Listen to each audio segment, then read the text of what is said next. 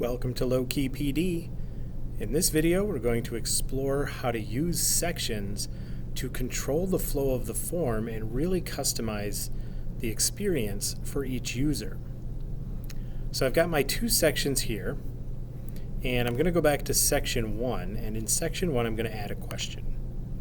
It's going to be a multiple choice question.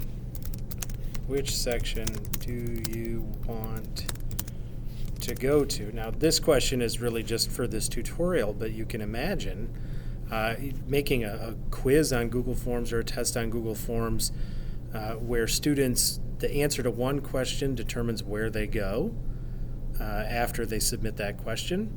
And so you can do this to do a lot of differentiation, provide assistance when students get questions wrong.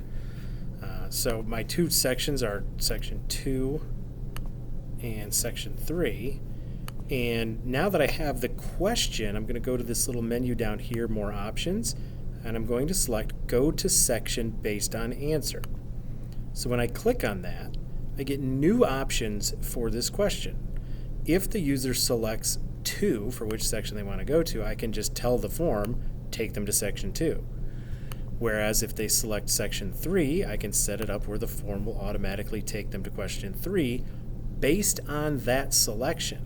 So what this does, these sections and then using this option for the questions for which it is available, allows you to basically dictate how the student is going to experience this form based on how they're answering certain questions. They basically get a customized experience that takes into account answers to questions that they've already asked, whether or not they need help, what they're interested in, whatever. There's a ton of different ways you can use this, but they really get that customized feel for how they used that form and how that form worked for them.